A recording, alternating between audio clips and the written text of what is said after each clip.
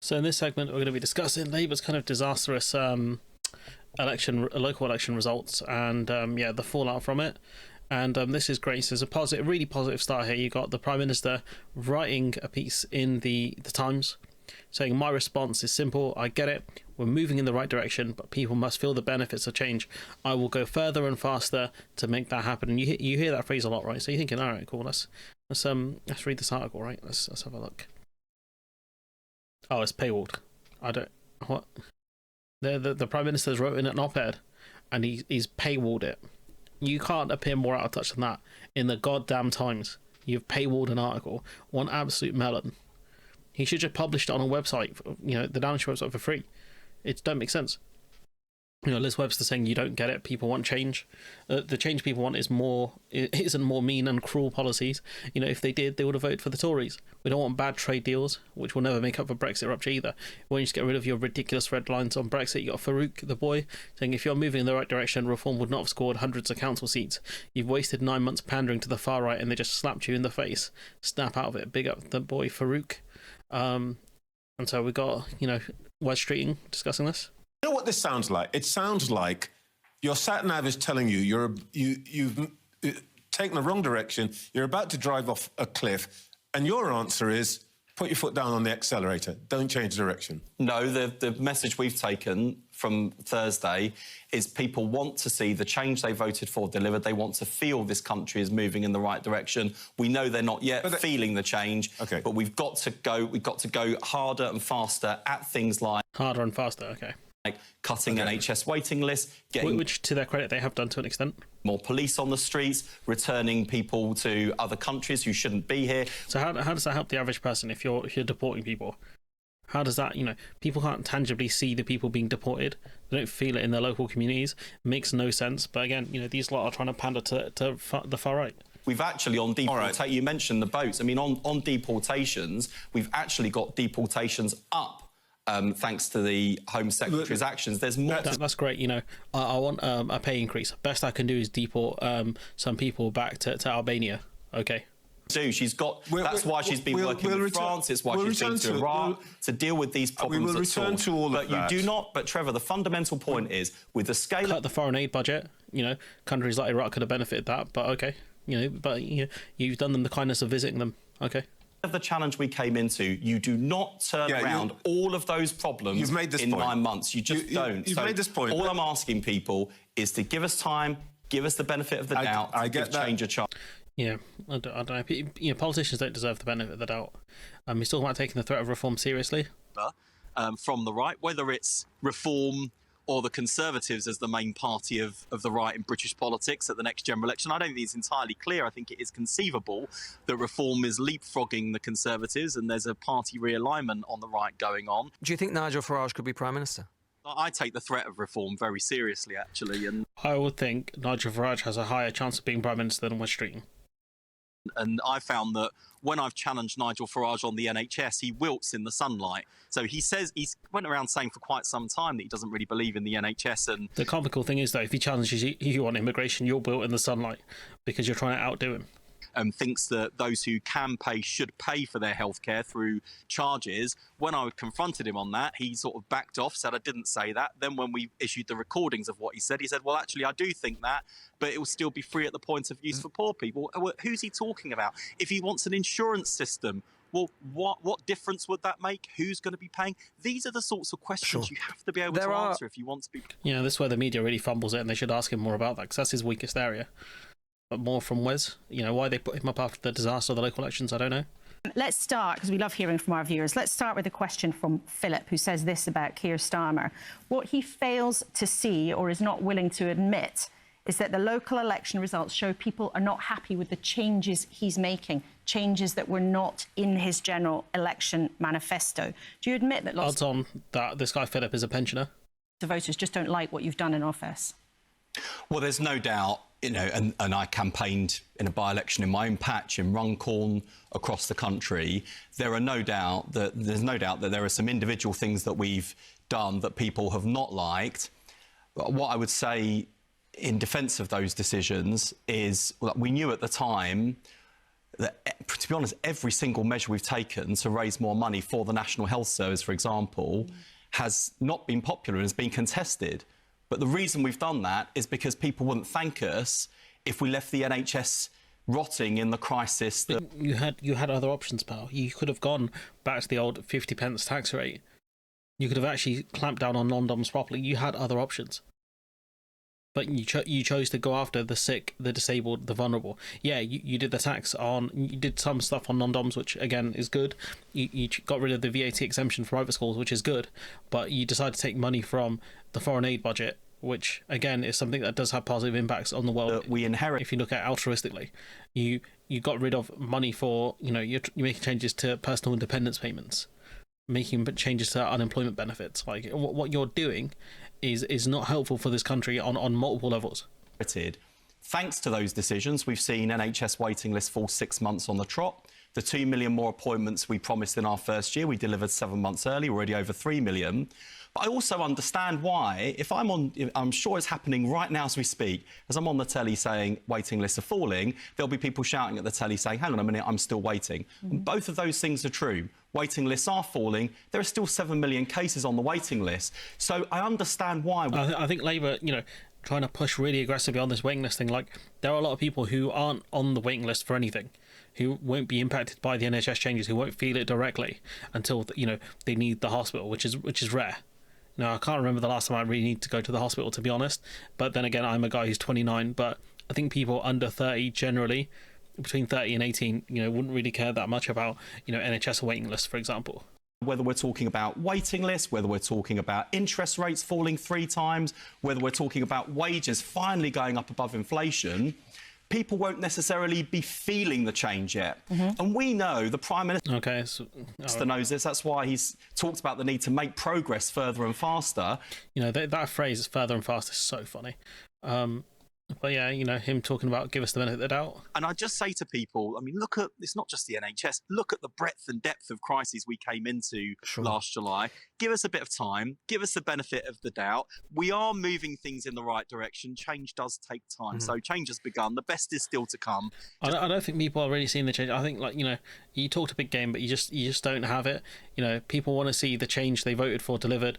We know they're not feeling the change, but we've got to go harder and faster. The boomers have felt it, the ones who didn't get their winter fuel allowance, that's for sure. Amongst other people, based on the change you've made, small businesses are going to feel it because of the national insurance contribution changes you've made. Are these a mistake? No, when we made those choices, we knew they would be unpopular, and we knew... We'll talk about that towards the end of the video, because some of these changes have been really, really unpopular, like on a global scale. That they would be opposed. The reason we made those choices because we genuinely believe they're the right choices to get the country out of the massive hole it was left in. And right across the board, whether it's the NHS, whether it's schools, whether it's prisons, whether it's our defence and security, whether it's crime and policing, there were enormous challenges facing this country when we came in, and we've had to make big and sometimes unpopular decisions so that we can face into those challenges and deal with them. People won't thank us if we just kind of go for the easy life. We want to make the right choices. Summary, you made difficult decisions, you made choices, but they were all excellent choices, and that's why you got hammered in elections and you lost a third of the seats you contested. Does that make... 2/3, I beg your pardon. Does that make sense? I think that, no, as I said at the top of my answer to the local election results, that people do not yet feel that this country is changing. They have not yet felt and experienced that change. How brilliant you've been. No, I do wonder, what changes they could have made for people to immediately feel a difference. But they the fiscal rule thing is what really screwed them. You can talk about Tory salt in the earth and whatever, but it was the fiscal rules that really did them in. Said Trevor, the challenges we came into were enormous. If people do not feel this country has changed, if they have not seen it move in the right direction by the next general election, then people will look for change elsewhere. We know that. But you got to deliver. Then having the dumbass rules you have is not helping you. But you know what this sounds like? It sounds like your sat nav is telling you we watched this clip earlier.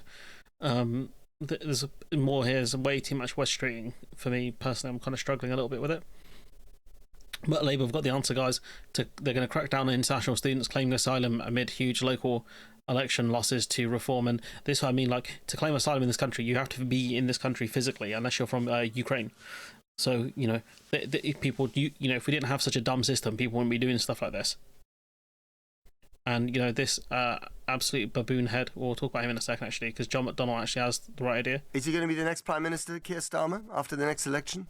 My big fear at the moment is that if we don't start listening to people, we're preparing the ground for the furthest right administration in government that we've ever seen in our history. That's the danger. What, you think Farage could be Prime Minister? I'm really frightened that we would have a far-right government under Farage. And if we don't listen to the people, if we don't change on issues like the disability cuts, I think we're preparing the ground for them. You know, and this absolute bozo talking about immigration when immigration wasn't even the top reason people defected from Labour. Yeah, the polling data is slightly old, but, you know, I think it's relevant. You know, removal of the winter fuel allowance, not reduced cost of living, not improved public service. You know, they have made changes to the NHS, but clearly it's not enough. Too many broken promises, not stood up to the rich and powerful. So there you go. And there was some more, you know, raised taxes too much at the budget, mishandled the economy generally, and failed to control immigration. And if you look here, this is from YouGov, they had 3 choices. They could tick 3 choices. So the winter fuel allowance being the highest one. You know, so these 3 here, you know, they're kind of, you know, not. It goes to show you it's the economy stupid. It's not immigration. Like, it's just crazy. You know, cost of living crisis in NHS were priorities for Labour and Lib Dem voters in 2024. So last year, cost of living, supporting the NHS, climate change, affordable housing, levels of immigration. So it's there, but jobs, unemployment, education, crime. It's not even in the top, it's not in the top 5. 1, 2, 3, 4. It's in the 5. You know, arguably, it's not even in the top 5 because it's joint with 3 others. So, and it's on 13%. Ridiculous, honestly. So, you know, you got Marina Perkins saying, dear Labour, you're not going to out-reform, so what are you doing? And this is, you know, I said to you guys from last year that, you know, you can't outdo reform. Copying reform is not the way. Copying reform is not the way. And I said to you guys, they don't have a plan. And I kept getting called a Tory enabler. Who are the Tory enablers now? And this is McDonald. What you don't do is ape the policies of reform, because people will simply say, well, if that's what you're, they'll go for the real deal and they'll vote for reform. Because reform will always outdo you. They'll always deport more people. They'll always close down more asylum seeker places. They'll always make life worse for foreign people. Because if that's the race you want to run, they'll cook you on it. You know, you got a Labour MP here talking about strong governments listen to the public and their MPs who are telling them they're making grave mistakes. Strong governments admit their mistakes and change. But it's like, which mistakes are you admitting to? You know, I can't click on this because it's a bloody Mirror article and they're like, oh, accept cookies or pay. But, you know, it's ridiculous. And, yeah, like, this for a separate video I'll probably do another time. But they're learning the wrong lessons, in my opinion. And you got Andrew Fisher discussing this, you know, Labour scapegoating people. Labour's in a difficult position here, right? I mean, it might be one solution is to raise taxes and reverse cuts to winter fuel. But at the same time, they are going to have to look at where reform's doing very well on issues like immigration. And that doesn't mean swinging left, that means swinging right. No, it doesn't, because, look, reform is completely wrong on that. Reform won't give you a solution. If we lower immigration, it won't bring back benefits for pensioners. In fact, it's more likely to undermine them. Migrants to this country are a net beneficiary to our tax base. So it'd be absolutely ridiculous. There'll be fewer social care workers looking after our elderly, fewer nurses working in our hospitals. That's not going to benefit. You see, Andrew, where you're wrong is when actually you have lots of unemployed people who can do that job for us. Anybody. Reform will only give you a scapegoat. They won't give you a solution, which is why Louise Haig is right to say we need to look at taxes. So if you look at the last 2 Labour manifestos before the last one, we talked about putting up taxes only on the top 5% of earners. So the very, you know, fairly wealthiest people. We're talking about people now earning about £90,000 or more a year. So a very good salary, about the same as an MP earns and above. That would have raised then about 5 billion. In today's money, probably about 6.5. That's enough to reverse the cuts to winter fuel payments and to cancel the cuts to disability benefits. And you're only hitting that very top layer of high earners. It is crazy. Like, if you think the top 5% of earners in this country is about 90k, like that's not, you know, it's a lot of money, but it's not a lot in the grand scheme of people who make a lot more, if that makes sense. Like you're talking about people on millions. And he goes on. I mean, I've been speaking to Labour canvassers who are out around the country during the elections. And Labour have struggled to get volunteers because their policies are very unpopular with their base. And the words they use to summarise the response from voters have been pretty stark. Deeply unpopular, broken trust, betrayed us, we feel alienated, those sort of words. That's a real problem for Labour, and they do need to change where they're going. The idea that you can come out after those results where Labour lost 65% of the seats it was defending and say, we just need to go further and faster. People think you're going in the wrong direction. They don't want you to go further and faster in taking away pensioners' benefits or benefits from disabled people. They want you to stop and change direction. And I think Louise Haigh is absolutely right. That's the problem. Labour are going in the wrong direction. That's why they're tanking in the polls.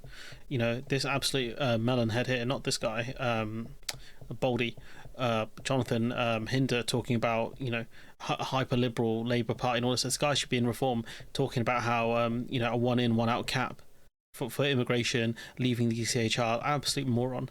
This guy, anonymous Labour MP in The Guardian. It's all very well for Number 10 to say we've got to keep delivering. The problem is it's the stuff we delivered that people hate, which is true, because for the most part their policies aren't going down well at all.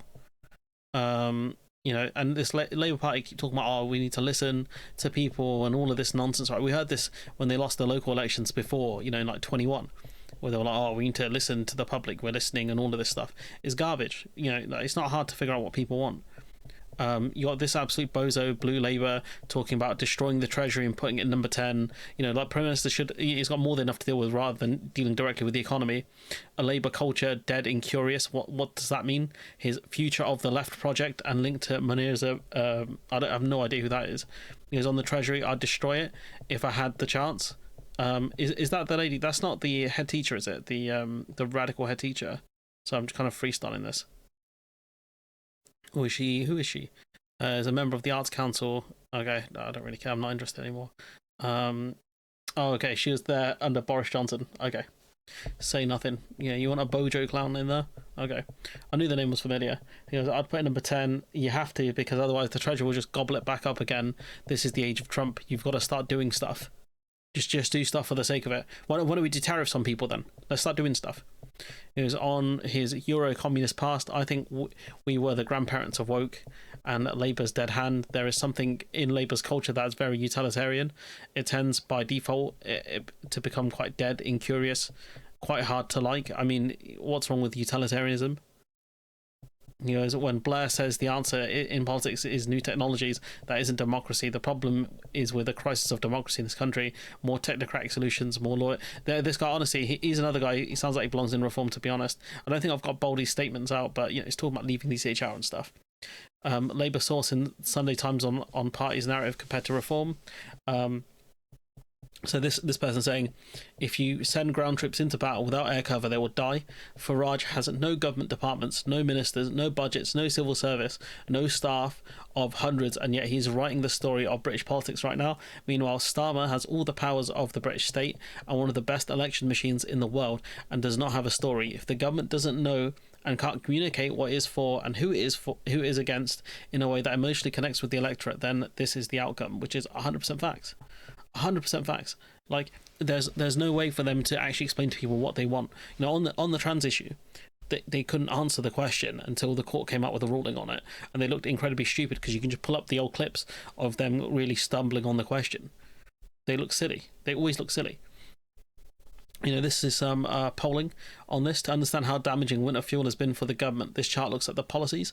So if you look here, winter fuel is around 9% bad. Because this is the people, because the way the graph is structured is how many people are aware of the incident and how positive or negative it is. So, it's extremely negative on the winter fuel allowance. On the prisoner releases, that wasn't their fault. Benefit cuts, extremely bad. Benefit cuts in the UK. You think people would be for that, but no. Bus fare rise, which again, a really stupid policy. Reeves CV, that's not too surprising. I think this is more of the political junky end of it, these two here. Freebie Gate, I thought that would be lower on here. But you can see, you know, the things that people are happy with: employment rights, sewage bill, minimum wage increase, Ukraine negotiations, renters' rights. So these things are popular amongst people. Is it the most well known? Some of it is, and you got some of the middling ones like Heathrow expansion, which I thought would be lower, ending Rwanda, which, you know, some of this stuff is good. You know, rights handling, that's good. But for the most part, the winter fuel allowance being up there is very, very strange, but also very damaging for this government, because that's one of the things they are known for the most. Other policies in high cut through high negative cluster, disability benefit cuts, farmer inheritance tax, because that's there as well, which has been very public because the farmers have been protesting a lot. It's not that Labour don't have popular policies like we just mentioned there. Meanwhile, scandals, freebies, all of that stuff. So the guy does kind of the analysis on this. You got John Trickett, one of the guys who was against the winter fuel cuts, you know, saying it was immoral, damaged OAP finances, junked Labour's role as a promoter of fairness, because universality is fairness. Thus, results were self-inflicted. Time for change. So, very clear. This guy could see how damaging a policy it was. And, you know, just on the final thing on this, like, they are known globally. This is one of the things the party is known globally for. That's not a joke. Winter fuel allowance is not a big amount. It's maybe $1 billion, a bit more than $1 billion, which is in these circumstances not a vast amount. But it's interesting. I was talking to the head of an international insurance company recently who said that the one thing everyone around the world knows about this government is taking money away from fuel, helping the cost of fuel for pensioners. So it's one of those things which actually, from a sort of fiscal point of view, is pretty small, but has turned out, I think, to be much bigger from a political and reputational point of view than the government expected. And it's clearly, my view is it's a perfectly sensible thing to do. A lot of that money, most of that money, given that it's still available on a means-tested basis, went to people who are perfectly well off. But the problem is, like, it was the 12k baseline. That was one of the problems, and adding more bureaucracy doesn't really save you money, especially when, you know, pension credit just went up. I don't, you know, I don't think it was, you know, economically it might make sense, but I think politically it didn't make any sense, especially the way they set the minimal threshold as well. Of course, there are some people on modest incomes who lost as a result of that. The two-child limit, my understanding is the polling on that is that the two-child limit is actually pretty popular. Again, we're talking relatively small amounts of money, but a small number of... I don't think anyone's really gone to bat against the two-child policy. That's the problem. You know, there's the idea, if you can't afford kids, you shouldn't have them. Like, people's circumstances don't change. Billions, so it's not completely trivial amount of money. And the problem with the two-child limit is that it really does affect some of the very poorest families. What I want to know, especially when they want the birth rates to increase as well, is you know, like, to explain to people that money does go back into the economy. Like, people spend that money on their kids or whatever, and that money does support the economy. So for Labour overall, I think it's been pretty disastrous. I think for the Tories, it's been worse. I'll do a separate video on the Tories, so you might see that first or this first, depending on when things go out. But I think the Tories got hammered the most, followed by Labour. And, you know, the Lib Dems did well. The Green Party, I don't think did that great, to be honest, given circumstances. So be doing like a kind of each video on them separately. Anyways, I'm going to leave it there. Let me know what you think in the comments below. Like, comment, share, subscribe. Support the channel on Patreon if you can. And hopefully I'll see you in the next one.